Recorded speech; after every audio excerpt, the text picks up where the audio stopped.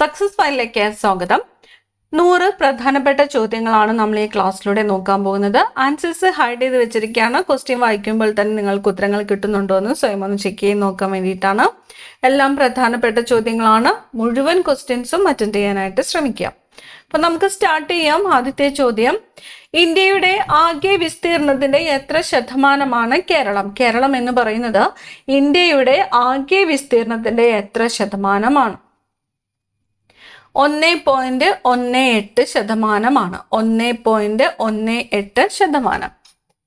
കേരളത്തിന്റെ വിസ്തീർണം എത്ര ചതുരശ്ര കിലോമീറ്റർ ആണ്? കേരളത്തിന്റെ വിസ്തീർണം എത്രയാണ്? കേരളത്തിന്റെ വിസ്തീർണം 38,863 ചതുരശ്ര കിലോമീറ്റർ ആണ്. 38,863 ചതുരശ്ര കിലോമീറ്റർ. ഇനി കേരളത്തിന്റെ വിസ്തീർണം എത്ര ചതുരശ്ര മൈലാണ്? ചതുരശ്ര മൈൽ എത്രയാണ്? 15,005 ചതുരശ്ര മൈലാണ്. അപ്പൊ വിസ്തീർണം എത്ര കിലോമീറ്ററിൽ എന്ന് ചോദിക്കുകയാണെങ്കിൽ 38,863 ചതുരശ്ര കിലോമീറ്റർ ആണ്. അതുപോലെ എത്ര മൈൽ എന്ന് ചോദിക്കുകയാണെങ്കിൽ 15,005 ചതുരശ്ര മൈലാണ്. അടുത്ത ചോദ്യം, കേരളം ദൈവത്തിന്റെ സ്വന്തം നാട് എന്ന പരസ്യവാക്യത്തിന്റെ ഉപജ്ഞാതാവ് ആര്? കേരളം ദൈവത്തിന്റെ സ്വന്തം നാട് എന്ന പരസ്യവാക്യത്തിന്റെ ഉപജ്ഞാതാവ് വാൾട്ടർ മെൻഡസ് ആണ്. Walter Mendes. കേരളത്തിൽ ഏത് ഭൂപ്രദേശത്തിലാണ് ഏറ്റവും കൂടുതൽ ജനസാന്ദ്രതയുള്ളത്? കേരളത്തിൽ ഏത് ഭൂപ്രദേശത്തിലാണ് ഏറ്റവും കൂടുതൽ ജനസാന്ദ്രത ഉള്ളത്? തീരപ്രദേശത്താണ് ഏറ്റവും കൂടുതൽ ജനസാന്ദ്രത ഉള്ളത്. തമിഴ്നാടിനെ ജലസമൃദ്ധമാക്കുന്ന ഇടുക്കി ജില്ലയിലെ അണക്കെട്ട് ഏതാണ്? തമിഴ്നാടിനെ ജലസമൃദ്ധമാക്കുന്ന ഇടുക്കി ജില്ലയിലെ അണക്കെട്ട് മുല്ലപ്പെരിയാർ അണക്കെട്ടാണ്. മുല്ലപ്പെരിയാർ. കേരളത്തിന്റെ തെക്ക് വടക്ക് അക്ഷാംശങ്ങൾ തമ്മിലുള്ള വ്യത്യാസം എത്രയാണ്? കേരളത്തിന്റെ തെക്ക് വടക്ക് അക്ഷാംശങ്ങൾ തമ്മിലുള്ള വ്യത്യാസം 4.5 ഡിഗ്രിയാണ്. 4.5 ഡിഗ്രി. കേരളത്തിന്റെ രേഖാംശീയ വ്യാപ്തി എത്ര ഡിഗ്രിയാണ്? കേരളത്തിന്റെ രേഖാംശീയ വ്യാപ്തി എത്ര ഡിഗ്രിയാണ്? 2.5 ഡിഗ്രിയാണ് കേരളത്തിന്റെ രേഖാംശീയ വ്യാപ്തി. കേരളത്തിലെ 3 ഭൂവിഭാഗങ്ങൾ ഏതെല്ലാമാണ്? കേരളത്തിലെ 3 ഭൂവിഭാഗങ്ങൾ ഏതൊക്കെയാണ്? മലനാട്, ഇടനാട്, തീരപ്രദേശം എന്നിവയാണ് കേരളത്തിലെ 3 ഭൂവിഭാഗങ്ങൾ. ഏതെല്ലാമാണ്? മലനാട്, ഇടനാട്, തീരപ്രദേശം. ഇതിലെ കേരളത്തിലെ ഏറ്റവും വലിയ ഭൂമേഖല ഏത് എന്ന് ചോദിച്ചാൽ ഏറ്റവും വലുത് മലനാടാണ്. എത്ര ശതമാനമാണ്? 48% മലനാടാണ്.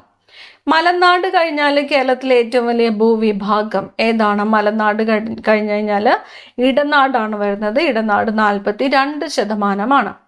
ഇനി കേരളത്തിന്റെ എത്ര ശതമാനമാണ് തീരപ്രദേശം എന്ന് ചോദിച്ചാലോ തീരപ്രദേശം 10%. 10%.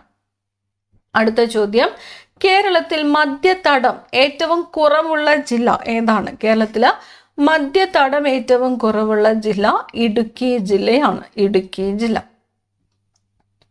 ഇടനാട്ടിൽ പ്രധാനമായിട്ടും കാണപ്പെടുന്ന മണ്ണിനം ഏതാണ്? ഇടനാട്ടിൽ പ്രധാനമായിട്ടും കാണപ്പെടുന്നത് ലാറ്ററൈറ്റ് മണ്ണാണ്. ലാറ്ററൈറ്റ് മണ്ണ്. ഇന്ത്യൻ സംസ്ഥാനങ്ങളിൽ വിസ്തീർണത്തിൽ കേരളത്തിന്റെ സ്ഥാനം എത്രയാണ്? വിസ്തീർണത്തില് ഇന്ത്യൻ സംസ്ഥാനങ്ങളിലെ കേരളത്തിന്റെ സ്ഥാനം എന്ന് പറയുന്നത് 21ാം സ്ഥാനമാണ്. 21ാം സ്ഥാനം. കേരളത്തിലെ ഏറ്റവും പുരാതന നിവാസികൾ ഏത് വർഗത്തിൽ പെടുന്നു? കേരളത്തിലെ ഏറ്റവും പുരാതന നിവാസികൾ ഏത് വർഗത്തിലാണ് പെടുന്നത്? നെഗ്രിറ്റോ വർഗമാണ്. നെഗ്രിറ്റോ വിഭാഗത്തിൽ പെടുന്നതാണ് കേരളത്തിലെ ഏറ്റവും പുരാതന നിവാസികൾ. നെഗ്രിറ്റോ വർഗം. തീരപ്രദേശത്തെ പ്രധാന കൃഷി ഏതാണ്? തീരപ്രദേശത്തെ പ്രധാനപ്പെട്ട കൃഷി നെൽകൃഷിയാണ്. നെൽകൃഷി.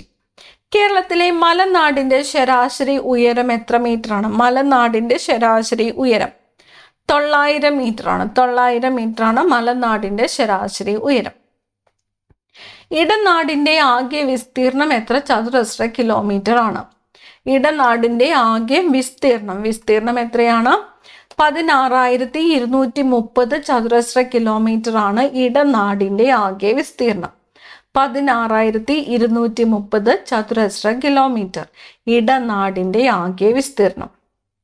16,230 ചതുരശ്ര കിലോമീറ്റർ. അമ്ലത്വം കൂടുതലുള്ള മണ്ണിനം ഏതാണ്? അമ്ലത്വം കൂടുതലുള്ള മണ്ണിനമാണ് തീരദേശ എക്കൽ മണ്ണ്. തീരദേശ എക്കൽ മണ്ണ് അമ്ലത്വം കൂടുതലുള്ള മണ്ണിനമാണ്. കേരളത്തിൽ കൂടുതലായിട്ട് കാണപ്പെടുന്ന മണ്ണ് ഏതാണ്? കേരളത്തിൽ കൂടുതലായിട്ട് കാണപ്പെടുന്നത് ലാറ്ററൈറ്റ് മണ്ണാണ്. ലാറ്ററൈറ്റ് മണ്ണ്. മറ്റ് സംസ്ഥാനങ്ങളുമായി അതിർത്തി പങ്കിടാത്ത കേരളത്തിലെ ജില്ലകൾ ഏതെല്ലാമാണ്? മറ്റ് സംസ്ഥാനങ്ങളുമായിട്ട് അതിർത്തി പങ്കിടാത്ത കേരളത്തിലെ ജില്ലകൾ ആലപ്പുഴ, കോട്ടയം, കോഴിക്കോട്, എറണാകുളം എന്നിവയാണ്. ആലപ്പുഴ, കോട്ടയം, കോഴിക്കോട്, എറണാകുളം 4 ജില്ലകൾ. ഭക്ഷ്യധാന്യങ്ങൾ, പച്ചക്കറികൾ, കിഴങ്ങുവർഗ്ഗങ്ങൾ തുടങ്ങിയവയുടെ കൃഷിക്ക് ഏറ്റവും അനുയോജ്യമായ ഭൂവിഭാഗം ഏതാണ്? ഏതിൻ്റെയൊക്കെയാണ്? ഭക്ഷ്യധാന്യങ്ങൾ, പച്ചക്കറികൾ, കിഴങ്ങുവർഗ്ഗങ്ങൾ തുടങ്ങിയവയുടെ കൃഷിക്ക് ഏറ്റവും അനുയോജ്യമായ ഭൂവിഭാഗം ഇടനാടാണ്. ഇടനാട്. കേരളത്തിൽ ചെമ്മണ്ണ് കാണപ്പെടുന്ന താലൂക്കുകൾ ഏതെല്ലാമാണ്? കേരളത്തിൽ ചെമ്മണ്ണ് കാണപ്പെടുന്ന താലൂക്കുകൾ തിരുവനന്തപുരം, നെയ്യാറ്റിൻകര. തിരുവനന്തപുരം, നെയ്യാറ്റിൻകര എന്നിവിടങ്ങളിലാണ് ചെമ്മണ്ണ് കാണപ്പെടുന്നത്. കേരളത്തിലെ ഏറ്റവും വ്യാപകമായ പ്രകൃതി ദുരന്തം ഏതാണ്? കേരളത്തിൽ ഏറ്റവും വ്യാപകമായ പ്രകൃതി ദുരന്തം ഉരുൾപൊട്ടലാണ്. ഉരുൾപൊട്ടൽ. റബ്ബർ കൃഷിക്ക് ഏറ്റവും അനുയോജ്യമായ ഭൂവിഭാഗം ഏതാണ്? റബ്ബർ കൃഷിക്ക് ഏറ്റവും അനുയോജ്യമായത് ഇടനാടാണ്. ഇടനാട്. സഹ്യാദ്രി എന്ന പേരിലും അറിയപ്പെടുന്നത് ഏതാണ്? സഹ്യാദ്രി. സഹ്യാദ്രി എന്നറിയപ്പെടുന്നത് പശ്ചിമഘട്ടമാണ്. പശ്ചിമഘട്ടം അറിയപ്പെടുന്ന മറ്റൊരു പേര് ഏതാണ്? സഹ്യാദ്രി. കേരളത്തിലെ ഏറ്റവും ഉയരം കൂടിയ കൊടുമുടി ഏതാണ്? കേരളത്തിലെ ഏറ്റവും ഉയരം കൂടിയ കൊടുമുടി ആനമുടിയാണ്. കേരളത്തിലെ ഏറ്റവും ഉയരം കൂടിയ രണ്ടാമത്തെ കൊടുമുടി മീശപ്പുലിമലയാണ്. മീശപ്പുലിമല സ്ഥിതി ചെയ്യുന്നത് ഏത് ജില്ലയിലാണ് എന്നതാണ് ചോദ്യം. മീശപ്പുലിമല സ്ഥിതി ചെയ്യുന്നത് ഇടുക്കി ജില്ലയിലാണ്. ഇടുക്കി. ആനമുടിയുടെ ഉയരം എത്രയാണ്? ആനമുടിയുടെ ഉയരം 2695 മീറ്റർ ആണ്. 2695 മീറ്റർ. ആനമുടിയുടെ വടക്ക് കിഴക്ക് സ്ഥിതി ചെയ്യുന്ന മലനിര ഏതാണ്? ആനമുടിയുടെ വടക്ക് കിഴക്ക് സ്ഥിതി ചെയ്യുന്ന മലനിര പളനിമലയാണ്. പളനിമല. പുരളിമല ഏത് മലനിരകളുടെ ഭാഗമാണ്? പുരളിമല ഏത് മലനിരകളുടെ ഭാഗമാണ്? ബ്രഹ്മഗിരി മലനിരകളുടെ ഭാഗമാണ് പുരളിമല. മലയോര സുഖവാസ കേന്ദ്രമായ പൊന്മുടി ഏത് ജില്ലയിലാണ്? പൊന്മുടി. പൊന്മുടി ഏതാണ്? തിരുവനന്തപുരം ജില്ലയിലാണ്. തിരുവനന്തപുരം. പശ്ചിമഘട്ടത്തിന്റെ തെക്കേ അറ്റത്തെ കൊടുമുടി ഏത്? തെക്കേ അറ്റത്തെ കൊടുമുടി അഗസ്ത്യാർകുടമാണ്. പശ്ചിമഘട്ടത്തിന്റെ തെക്കേ അറ്റത്തെ കൊടുമുടി ഏതാണ്? അഗസ്ത്യാർകുടം. ഏത് ജില്ലയിലാണ് അഗസ്ത്യാർകുടം സ്ഥിതി ചെയ്യുന്നത്? അഗസ്ത്യാർകുടം സ്ഥിതി ചെയ്യുന്ന ജില്ല തിരുവനന്തപുരം ജില്ലയാണ്. അമ്പുകുത്തിമല ഏത് ജില്ലയിലാണ്? അമ്പുകുത്തിമല വയനാട് ജില്ലയിലാണ്. വയനാട് ജില്ല. അപ്പൊ വയനാട് ജില്ലയിലെ അമ്പുകുത്തിമലയിൽ സ്ഥിതി ചെയ്യുന്ന ഗുഹ ഏത് എന്ന് കമന്റ് ചെയ്യുക. വയനാട് ജില്ലയിലെ അമ്പുകുത്തിമലയിൽ സ്ഥിതി ചെയ്യുന്ന പ്രസിദ്ധമായ ഗുഹ. പൈതൽ മല എന്ന വിനോദസഞ്ചാര കേന്ദ്രം ഏത് ജില്ലയിലാണ്? പൈതൽ മല. പൈതൽ മല എന്ന വിനോദസഞ്ചാര കേന്ദ്രം കണ്ണൂർ ജില്ലയിലാണ്. കണ്ണൂർ. പെരിയാറിന്റെ പഴയ പേര് എന്താണ്? പെരിയാറിന്റെ പഴയ പേര് ചൂർണി. പെരിയാറിന്റെ പഴയ പേരാണ് ചൂർണി. ചൂർണി എന്നറിയപ്പെട്ടിരുന്നത് പെരിയാറാണ്. പെരിയാറിന്റെ നീളം എത്രയാണ്? പെരിയാറിന്റെ നീളം 244 കിലോമീറ്റർ ആണ്. പെരിയാറിന്റെ നീളം എത്രയാണ്? 244 കിലോമീറ്റർ. കേരളത്തിലെ ഏറ്റവും നീളം കൂടിയ നദി ഏതാണ്? കേരളത്തിലെ ഏറ്റവും നീളം കൂടിയത് പെരിയാറാണ്. പെരിയാർ. ശ്രീ ശങ്കരാചാര്യർ പൂർണ്ണ എന്ന് വിളിച്ച നദി ഏതാണ്? പൂർണ്ണ എന്ന് ശ്രീ ശങ്കരാചാര്യർ വിളിച്ചത് പെരിയാറിനെയാണ്. പെരിയാർ. ഏത് നദിയുടെ പോഷക നദിയാണ്? മുതിരപ്പുഴ. മുതിരപ്പുഴ ഏത് നദിയുടെ പോഷക നദിയാണ്? പെരിയാറിന്റെ പോഷക നദിയാണ് മുതിരപ്പുഴ. പെരിയാർ ഒഴുകുന്ന ജില്ലകൾ ഏതെല്ലാമാണ്? പെരിയാർ ഒഴുകുന്ന ജില്ലകൾ ഇടുക്കി, എറണാകുളം. ഇടുക്കി, എറണാകുളം ജില്ലകളിലൂടെയാണ് പെരിയാർ ഒഴുകുന്നത്. പെരിയാറിൽ ചേരുന്ന ആദ്യത്തെ പോഷക നദി ഏതാണ്? പെരിയാറിൽ ചേരുന്ന ആദ്യത്തെ പോഷക നദിയാണ് മുല്ലയാർ. മുല്ലയാറാണ് പെരിയാറിൽ ചേരുന്ന ആദ്യത്തെ പോഷക നദി. ശിവഗിരിയിൽ നിന്ന് ഉത്ഭവിക്കുന്ന നദി ഏതാണ്? ശിവഗിരിയിൽ നിന്ന് ഉത്ഭവിക്കുന്നത് പെരിയാറാണ്. പെരിയാർ. ഏത് നദിയുടെ തീരത്താണ് ഉത്ഖനന പ്രവർത്തനങ്ങൾക്ക് പ്രസിദ്ധമായ പട്ടണം സ്ഥിതി ചെയ്യുന്നത്? ഉത്ഖനന പ്രവർത്തനങ്ങൾക്ക് പ്രസിദ്ധമായ പട്ടണം സ്ഥിതി ചെയ്യുന്നത് ഏത് നദിയുടെ തീരത്താണ്? പെരിയാർ നദി തീരത്താണ്. ഏത് നദിക്ക് കുറുകെയാണ് മാർത്താണ്ഡവർമ്മ പാലം സ്ഥിതി ചെയ്യുന്നത്? മാർത്താണ്ഡവർമ്മ പാലം സ്ഥിതി ചെയ്യുന്നത് പെരിയാർ നദിക്ക് കുറുകെയാണ്.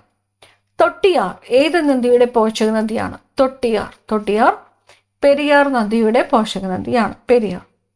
എവിടെ വെച്ചാണ് മംഗലപ്പുഴ, മാർത്താണ്ഡപ്പുഴ എന്നിങ്ങനെ പെരിയാർ രണ്ടായിട്ട് പിരിയുന്നത്? മംഗലപ്പുഴ, മാർത്താണ്ഡപ്പുഴ എന്നിങ്ങനെ പെരിയാർ രണ്ടായിട്ട് പിരിയുന്നത് ആലുവയിൽ വെച്ചാണ്. കേരളത്തിലെ ഏറ്റവും കൂടുതൽ ജലം വഹിക്കുന്ന നദി ഏതാണ്? കേരളത്തിലെ ഏറ്റവും കൂടുതൽ ജലം വഹിക്കുന്നത് പെരിയാറാണ്. പെരിഞ്ചാൻകുട്ടിയാർ ഏതിന്റെ പോഷക നദിയാണ്? പെരിഞ്ചാൻകുട്ടിയാർ പെരിയാറിന്റെ പോഷക നദിയാണ് പെരിഞ്ചാൻകുട്ടിയാർ. ഭാരതപ്പുഴ ഒഴുകുന്ന കേരളത്തിലെ ജില്ലകൾ ഏതെല്ലാം? ഭാരതപ്പുഴ ഒഴുകുന്ന കേരളത്തിലെ ജില്ലകൾ പാലക്കാട്, മലപ്പുറം, തൃശ്ശൂർ. പാലക്കാട്, മലപ്പുറം, തൃശ്ശൂർ എന്നീ ജില്ലകളിലൂടെയാണ് ഭാരതപ്പുഴ ഒഴുകുന്നത്. മാമാങ്കവേദിയായിരുന്ന തിരുനാവായ ഏത് നദിയുടെ തീരത്തായിരുന്നു? മാമാങ്കവേദിയായിരുന്ന തിരുനാവായ ഏത് നദിയുടെ തീരത്തായിരുന്നു? ഭാരതപ്പുഴയുടെ തീരത്തായിരുന്നു. ഭാരതപ്പുഴ എത്ര കിലോമീറ്റർ ദൂരമാണ് കേരളത്തിലൂടെ ഒഴുകുന്നത്? ഭാരതപ്പുഴ എത്ര കിലോമീറ്റർ ദൂരമാണ് കേരളത്തിലൂടെ ഒഴുകുന്നത്? 209 കിലോമീറ്റർ ആണ്. 209 കിലോമീറ്റർ ദൂരം കേരളത്തിലൂടെ ഒഴുകുന്നു ഭാരതപ്പുഴ. ഭാരതപ്പുഴയെ ശോകനാശിനി എന്ന് വിളിച്ചത് ആരാണ്? ശോകനാശിനി എന്നറിയപ്പെടുന്നത് ഭാരതപ്പുഴയാണ്. ഭാരതപ്പുഴയെ അങ്ങനെ വിളിച്ചത് എഴുത്തച്ഛനാണ്. എഴുത്തച്ഛൻ. ഇന്ത്യൻ സംസ്ഥാനങ്ങളിൽ മൂല്യവർദ്ധിത നികുതി വാറ്റ് നിലവിൽ വന്ന തീയതി എന്ന്? വാറ്റ് നിലവിൽ വന്നത് 2005 ഏപ്രിൽ 1-നാണ്. 2005 ഏപ്രിൽ 1-നാണ് വാറ്റ് നിലവിൽ വന്നത്. ഇന്ത്യയിലെ വരുമാന നികുതിയുടെ പിതാവ് എന്നറിയപ്പെടുന്നത് ആരാണ്? ഇന്ത്യയിലെ വരുമാന നികുതിയുടെ പിതാവ് എന്നറിയപ്പെടുന്നത് സർ ജെയിംസ് വിൽസൺ ആണ്. Sir James Wilson. ലോകത്ത് ആദ്യമായിട്ട് GST കാൽക്കുലേറ്റർ പുറത്തിറക്കിയ കമ്പനി ഏതാണ്? ലോകത്ത് ആദ്യമായിട്ട് GST കാൽക്കുലേറ്റർ പുറത്തിറക്കിയത് കാസിയോ ആണ്. കാസിയോ. ആദായ നികുതി പിരിക്കുവാനുള്ള അധികാരം ആർക്കാണ്? ആദായ നികുതി പിരിക്കുവാനുള്ള അധികാരമുള്ളത് കേന്ദ്ര സർക്കാരിനാണ്. കേന്ദ്ര സർക്കാർ. ആദായ നികുതി നിയമം 1961 നിലവിൽ വന്ന വർഷം എന്നാണ്? 1961 ആദായ നികുതി നിയമം നിലവിൽ വന്നത് 1962 ഏപ്രിൽ 1-നാണ്. 1962 ഏപ്രിൽ 1. സർക്കാർ ചില പ്രത്യേക ആവശ്യങ്ങൾക്കായി ചുമത്തുന്ന അധിക നികുതി ഏത് പേരിൽ അറിയപ്പെടുന്നു? സർക്കാർ ചില പ്രത്യേക ആവശ്യങ്ങൾക്കായിട്ട് ചുമത്തുന്ന അധിക നികുതിയാണ് സെസ്. സംസ്ഥാനത്തിനകത്ത് ക്രയവിക്രയം ചെയ്യപ്പെടുന്ന ചരക്ക് സേവനങ്ങളുടെ മേൽ കേന്ദ്ര സർക്കാർ ചുമത്തുന്ന GST ഏതാണ്? സംസ്ഥാനത്തിനകത്ത് ക്രയവിക്രയം ചെയ്യപ്പെടുന്ന ചരക്ക് സേവനങ്ങളുടെ മേൽ കേന്ദ്ര സർക്കാർ ചുമത്തുന്ന GST ആണ് സെൻട്രൽ GST, CGST. ചരക്ക് സേവന നികുതി കൗൺസിൽ രൂപവൽക്കരിച്ച വർഷം ഏത്? ചരക്ക് സേവന നികുതി കൗൺസിൽ രൂപവൽക്കരിച്ചത് 2016-ലാണ്. 2016. ചരക്ക് സേവനങ്ങൾക്കുമേൽ സംസ്ഥാന സർക്കാർ ചുമത്തുന്ന GST. ചരക്ക് സേവനങ്ങൾക്കുമേൽ സംസ്ഥാന സർക്കാർ ചുമത്തുന്നതാണ് state GST, SGST. State GST. GSTയുടെ ആപ്തവാക്യം എന്താണ്? GSTയുടെ ആപ്തവാക്യമാണ് ഒരു രാഷ്ട്രം, ഒരു നികുതി, ഒരു വിപണി എന്നത്. ഒരു രാഷ്ട്രം, ഒരു നികുതി, ഒരു വിപണി. കേരള സംസ്ഥാനത്തെ സൂചിപ്പിക്കുന്ന GST identification number GSTIN. GST identification number 32 ആണ്. 32. പാൻ കാർഡിലെ ഡിജിറ്റുകളുടെ എണ്ണം എത്രയാണ്? പാൻ കാർഡിലെ ഡിജിറ്റുകളുടെ എണ്ണം 10 ആണ്. 10. ആദായ നികുതിയുമായി ബന്ധപ്പെട്ട വ്യക്തിഗത രേഖ. ആദായ നികുതിയുമായിട്ട് ബന്ധപ്പെട്ട വ്യക്തിഗത രേഖയാണ് PAN card, permanent account number card. PAN card. Income tax ഡിപ്പാർട്ട്മെന്റിനെ നിയന്ത്രിക്കുന്ന അപ്പെക്സ് സ്ഥാപനം ഏതാണ്? ഇൻകം ടാക്സ് ഡിപ്പാർട്ട്മെന്റിനെ നിയന്ത്രിക്കുന്ന അപ്പെക്സ് സ്ഥാപനമാണ് central board of direct taxes. Central board of direct taxes. സാധാരണയായി ആവശ്യത്തിലധികം പണം ലഭിച്ചു കഴിഞ്ഞാൽ നിർത്തലാക്കുന്ന അധിക നികുതി ഏതാണ്? സെസ് ആണ്. സെസ്. സ്വതന്ത്ര ഇന്ത്യയിൽ നികുതിയെക്കുറിച്ച് പഠിക്കാൻ നിയോഗിക്കപ്പെട്ട ആദ്യ കമ്മീഷൻ ഏതാണ്? സ്വതന്ത്ര ഇന്ത്യയിൽ നികുതിയെക്കുറിച്ച് പഠിക്കാനായിട്ട് നിയോഗിക്കപ്പെട്ട ആദ്യ കമ്മീഷൻ ജോൺ മത്തായി കമ്മീഷൻ ആണ്. John Mathai commission. GST കൗൺസിലിന്റെ ആസ്ഥാനം. GST കൗൺസിലിന്റെ ആസ്ഥാനം ന്യൂഡൽഹി. പൊതു അധികാര സ്ഥാനങ്ങൾ പബ്ലിക് ഇൻഫോർമേഷൻ ഓഫീസർമാരുടെ പേരുകളും ഉദ്യോഗപ്പേരും പ്രസിദ്ധീകരിക്കണമെന്ന് വ്യവസ്ഥ ചെയ്യുന്ന വിവരാവകാശ നിയമത്തിലെ വകുപ്പേത്? പൊതു അധികാര സ്ഥാനങ്ങൾ പബ്ലിക് ഇൻഫോർമേഷൻ ഓഫീസർമാരുടെ പേരുകളും ഉദ്യോഗസ്ഥ പേരും പ്രസിദ്ധീകരിക്കണമെന്ന് വ്യവസ്ഥ ചെയ്യുന്ന വിവരാവകാശ നിയമത്തിലെ വകുപ്പ് സെക്ഷൻ 4 ആണ്. സെക്ഷൻ 4. എല്ലാ പൗരന്മാർക്കും വിവരാവകാശം ഉറപ്പു നൽകുന്ന നിയമത്തിലെ വകുപ്പേത്? എല്ലാ പൗരന്മാർക്കും വിവരാവകാശം ഉറപ്പു നൽകുന്ന നിയമത്തിലെ വകുപ്പ് സെക്ഷൻ 3 ആണ്. സെക്ഷൻ 3. 2005 നിലവിൽ വന്ന ദേശീയ വിവരാവകാശ നിയമത്തിലെ സെക്ഷനുകൾ എത്ര എണ്ണമാണ്? 31 എണ്ണമാണ്. 2005 നിലവിൽ വന്ന ദേശീയ വിവരാവകാശ നിയമത്തിലെ സെക്ഷനുകൾ 31. 2005 വിവരാവകാശ നിയമത്തിന് അനുബന്ധമായുള്ള പട്ടികകൾ എത്ര എണ്ണമാണ്? 2 പട്ടികകളാണ്. 2. 2005 വിവരാവകാശ നിയമത്തിന്റെ 2ാം പട്ടികയിൽ നൽകിയിട്ടുള്ള ആകെ സ്ഥാപനങ്ങൾ എത്ര? ആകെ 22 സ്ഥാപനങ്ങളാണ്. 22 സ്ഥാപനങ്ങൾ. വിവരാവകാശ നിയമത്തിലെ സെക്ഷൻ 5ന്റെ പ്രതിപാദ്യം എന്ത്? വിവരാവകാശ നിയമം സെക്ഷൻ 5 പബ്ലിക് ഇൻഫോർമേഷൻ ഓഫീസറുടെ നിയമനത്തെക്കുറിച്ചാണ്. പബ്ലിക് ഇൻഫോർമേഷൻ ഓഫീസറുടെ നിയമനം. വിവരാവകാശ നിയമപ്രകാരം വിവരം ലഭിക്കേണ്ടതിനുള്ള അപേക്ഷയെക്കുറിച്ച് പ്രതിപാദിക്കുന്ന വകുപ്പ് ഏതാണ്? വിവരാവകാശ നിയമപ്രകാരം വിവരം ലഭിക്കേണ്ടതിനുള്ള അപേക്ഷയെക്കുറിച്ച് പ്രതിപാദിക്കുന്ന വകുപ്പ് സെക്ഷൻ 6 ആണ്. സെക്ഷൻ 6. വിവരാവകാശ നിയമപ്രകാരമുള്ള അപേക്ഷയ്ക്ക് നൽകേണ്ട ഫീസിൽ നിന്ന് ഒഴിവാക്കപ്പെട്ടിരിക്കുന്ന വിഭാഗം ഏത്? വിവരാവകാശ നിയമപ്രകാരമുള്ള അപേക്ഷയ്ക്ക് നൽകേണ്ട ഫീസിൽ നിന്ന് ഒഴിവാക്കപ്പെട്ടിരിക്കുന്നത് ദാരിദ്ര്യരേഖയ്ക്ക് താഴെയുള്ളവരാണ്. ദാരിദ്ര്യരേഖയ്ക്ക് താഴെയുള്ളവർ. വിവരാവകാശ നിയമപ്രകാരമുള്ള വിവരം ലഭിക്കാൻ ഏതൊക്കെ രീതിയിലാണ് അപേക്ഷ നൽകേണ്ടത്? ലിഖിതമായിട്ടോ ഇലക്ട്രോണിക് മാധ്യമം മുഖേനയാണ് അപേക്ഷ നൽകേണ്ടത്. ലിഖിതമായിട്ടോ ഇലക്ട്രോണിക് മാധ്യമം മുഖേനയോ. വിവരാവകാശത്തിനുള്ള അപേക്ഷ നൽകേണ്ടത് ഏത് ഭാഷയിലാണ്? ഹിന്ദിയിലോ ഇംഗ്ലീഷിലോ അല്ലെങ്കിൽ അപേക്ഷ നൽകുന്ന സ്ഥലത്തെ ഔദ്യോഗിക ഭാഷയിലോ അപേക്ഷ നൽകാവുന്നതാണ്. ഹിന്ദി, ഇംഗ്ലീഷ് അല്ലെങ്കിൽ അപേക്ഷ നൽകുന്ന സ്ഥലത്തെ ഔദ്യോഗിക ഭാഷ. വിവരത്തിന് വേണ്ടി അപേക്ഷിച്ച വ്യക്തിക്ക് വിവരം സൗജന്യമായി നൽകേണ്ടി വരുന്ന സാഹചര്യം ഏതാണ്? സമയപരിധിക്കുള്ളിൽ വിവരം നൽകിയില്ലെങ്കിലാണ് സൗജന്യമായിട്ട് നൽകേണ്ടി വരുന്നത്. സമയപരിധിക്കുള്ളിൽ വിവരം നൽകിയില്ലെങ്കിൽ. കോടതിയിൽ വിലക്കുള്ള വിവരങ്ങൾ വെളിപ്പെടുത്താൻ കഴിയില്ല എന്ന് പ്രതിപാദിച്ചിരിക്കുന്ന വിവരാവകാശ നിയമത്തിലെ സെക്ഷനാണ് സെക്ഷൻ 8. കോടതിയിൽ വിലക്കുള്ള വിവരങ്ങൾ വെളിപ്പെടുത്താൻ കഴിയില്ല എന്ന് പ്രതിപാദിച്ചിരിക്കുന്ന വിവരാവകാശ നിയമത്തിലെ സെക്ഷനാണ് സെക്ഷൻ 8. വിവരാവകാശ നിയമത്തിലെ ഏത് സെക്ഷൻ പ്രകാരമാണ് രാജ്യത്തിന്റെ സുരക്ഷിതത്വം സംബന്ധിച്ച വിവരങ്ങൾ നൽകുന്നത് ഒഴിവാക്കിയിരിക്കുന്നത്? സെക്ഷൻ 8 പ്രകാരമാണ്. സെക്ഷൻ 8.